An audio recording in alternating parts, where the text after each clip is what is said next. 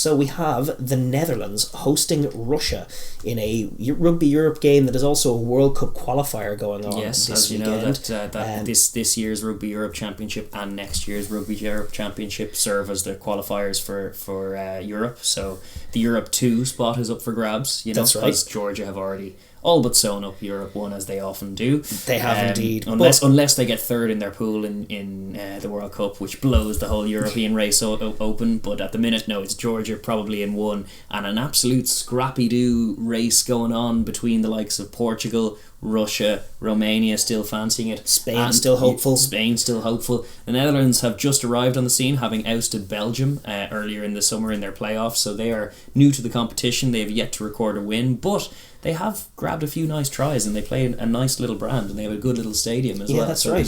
This game's going to be played in the National Rugby Centre in Amsterdam. It is a Saturday game. 2 o'clock kickoff in the afternoon, 1 o'clock UK Standard Time.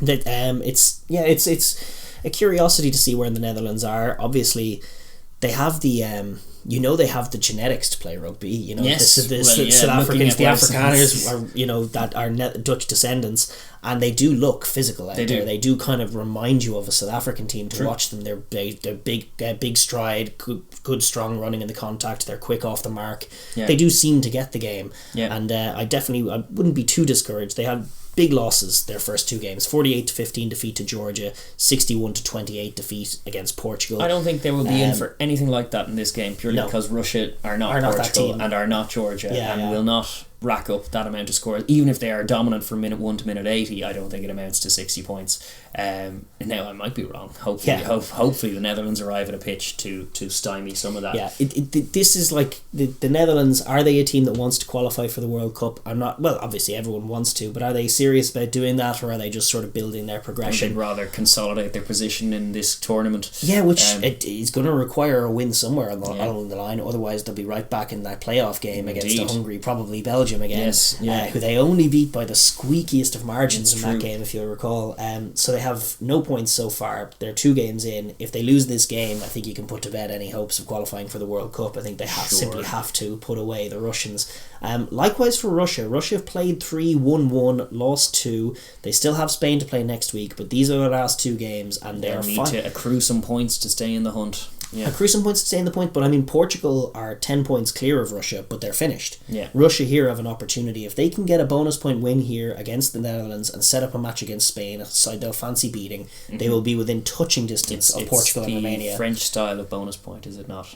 Is it? I believe so. 3 try, 3-2. You have to win the game by 3 tries. That's almost more doable for this Russia team. Possibly. Score 3, concede none. That's the kind of team they are. Yeah. It's definitely. It feels like a huge game for them. The next 2 weeks, Russia are playing the Netherlands and Spain, wrapping up their Rugby Europe. They need 2 wins at a bare minimum. They need 2 wins to get themselves back in, and this is mission 1.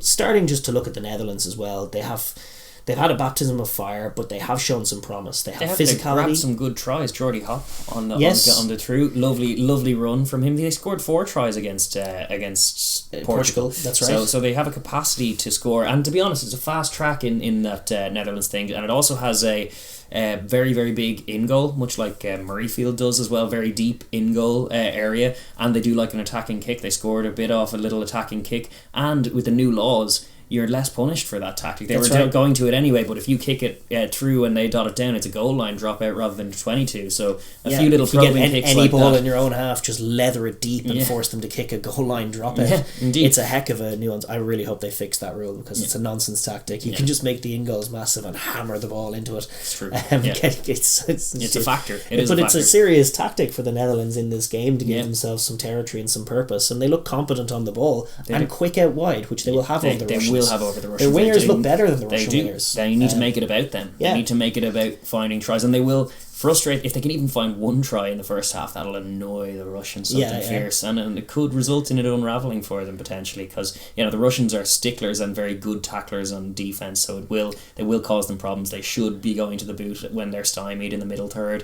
Shouldn't be overplaying and throwing picks or giving away penalties that are just the ins that Russia are looking for, and they have been guilty of that kind of naivety in their opening 2 games. Like they went wide in their first couple of sets against Georgia, which was like, way good lads. Good on you. Good on you. No, let's find out. Let's find out what happens when you do that. And they did find out. It wasn't good. So maybe if they can dust themselves off from those two opening games against who are Georgia, the imperious ever champions, and Portugal, the team of the year in this thing, and first and second rightly in the table as it stands. So it is as tough as it got in those two games. Now they kind of know what it's about, what the level's about, and they will be the quicker team on the park here. So they need to try and play to their strengths. But both of these sides got leathered by Portugal. But I think the Netherlands are a team that can learn some lessons from that game. In that, look, one thing that Portugal have been doing to all of these defences, bar Georgia, is catching them with blindside wingers and inside balls. Old school Wallaby rugby. Yeah. You move to the open side, you flood a bunch of players inside the 10. The 10 catches the ball, straightens the line. All of a sudden, the whole Rugby Europe defence folds in on him. You pop an inside ball, and away you go. Yeah. The Dutch should do that. Yeah. The Dutch should model running and the like. Model an offense. They should have been doing that now in the little break period of just looking at what Portugal are doing. How are they racking up such scores against every defence in this competition? How can we do same? Because it's a little bit of innovative thinking goes a long way at this level. It does. And I'd love to see them work their wingers in off blind channels, pick those inside lines, confuse the Russians and play with a bit of speed. Yeah. And then all of a sudden you got an interesting game. This is it. And if you're talking about Russia under feeling backs to the wall, need bonus point win, yeah, the thing that puts a spanner in that chat or a spanner in those works is that they go behind. The Netherlands are the ones finding tries. They're the ones finding the outside. That would be nice. They need to show a bit of tactical nous, a bit of surety, but they also need to tidy up on the defense. Start fast As opposed to slow, which they had done in the previous two as well. Absolutely start fast, because the Russians, they're not a team built to chase the game. No. From their point of view, they have been very defensively robust. They have been tough to play against the Russians. They are a bit slow, but they don't miss tackles. They're physical. They're tigerish at the breakdown and like to punish teams for being a bit loose against them, which the Netherlands might be. Yes. Punish them not by scoring, sweeping, counter-attacking tries, but by winning penalties, kicking threes, getting themselves down the pitch, mauling you. Yes, they are like all of that. They're very physical. They are very physical. They showed up. They shocked Japan in the opening game of the World Cup, but they caused even Ireland some problems in contact. Some of those guys, they're a good. But you can see they don't get shocked by Georgia. No. They're one of the only teams in this competition that don't get shocked by Georgia. They lose to Georgia because they can't play rugby as well as them, but they don't get shocked by them in the contact like other teams do. And they can hence bully other teams. Bring a bit of shock factor of their own when they play these games. It's true. And that's what they're going to be looking to do. Maul them, be just relentlessly physical. The first contact needs to be a dominant Russian smash for them, and it's all built on them. It's a game plan built on the gain line, where they will be looking to win it through contact, because they aren't built for anything else really. And my gripe with Russia is that they need more speed desperately. Like they just need more in the back line. They aren't quick enough to execute anything, and that's as such they're not that clinical. They tend to leave scores out there a bit. But against the Netherlands, their recipe is still to kind of turn it into an arm wrestle and just drag what is a very exciting, very optimistic Netherlands side into a very kind of physical, bludgeoning, kind of slow paced. They opened the season with a wonderfully frustrating victory over Romania, which really did look to be a nail in Romania's coffin, although they've rebounded very well from that.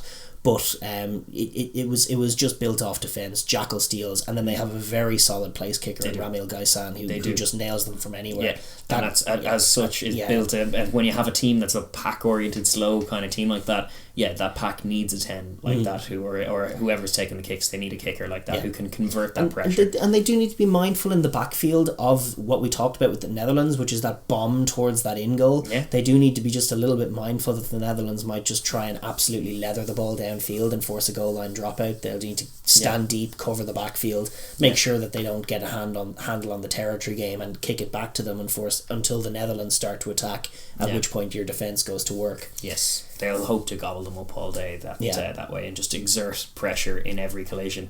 And if you can get a kind of a helter-skelter Netherlands just popping offloads for the sake of trying to avoid rucks because they're afraid to go into them, that's what the Russians want to paint, that picture. Be afraid of our contacts. Be fearful of us. We will crush you.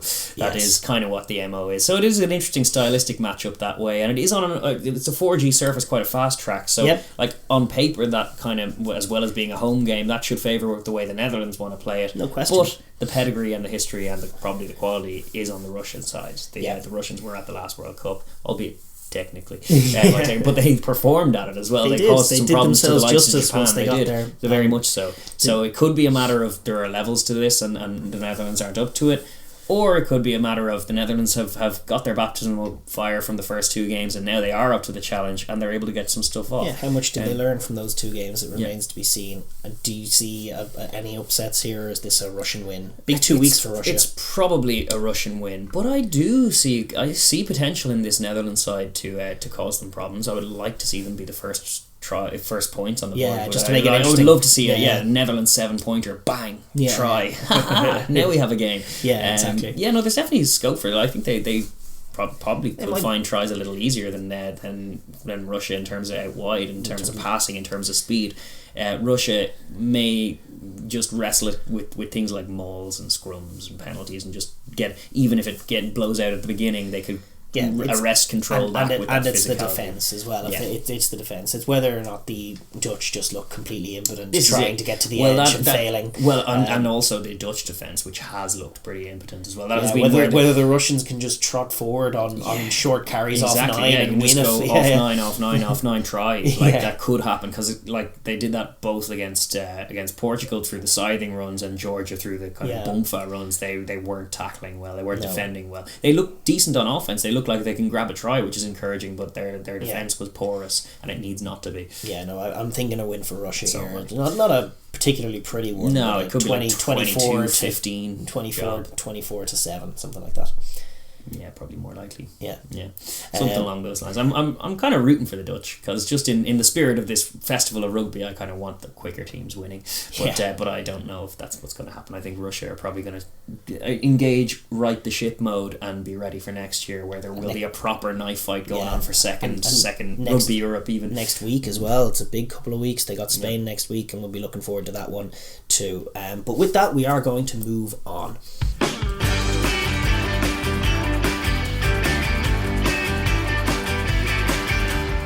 Thank you very much for watching that video. If you're new here, please like and subscribe for more content, and leave a comment down below as well, because we really enjoy the chat and hearing your views. Thank you.